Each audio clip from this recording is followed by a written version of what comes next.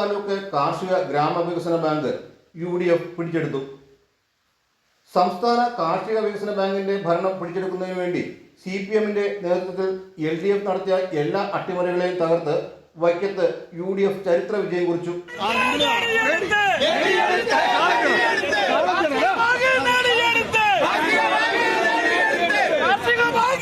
വൈക്കം താലൂക്ക് സഹകരണ കാർഷിക ഗ്രാമവികസന ബാങ്ക് K951 30 നടന്ന വാശിയേറിയ മത്സരത്തിൽ UDFന്റെ 11 സാരഥികളും ആയിരങ്ങളുടെ ഭൂരിപക്ഷത്തിൽ വിജയിച്ചു. ഇടതുകോട്ടയിലെ UDF വിജയം ജനങ്ങളുടെ താക്കീതാണ്. UDF പാനലിൽ മത്സരിച്ച Paulson Joseph, Akkarappadam Sasi, CM George, VM Thomas, Raju KK, KS Biju, John V, വനിതാ വിഭാഗത്തിൽ മത്സരിച്ച തങ്കമ്മ വർഗീസ്, അനിത G നായർ, എലിസബത്ത് ജോൺ, സംവരണ വിഭാഗത്തിൽ മത്സരിച്ച വിജയൻ V എന്നിവർ ആയിരങ്ങളുടെ ഭൂരിപക്ഷത്തിൽ വിജയിച്ചു.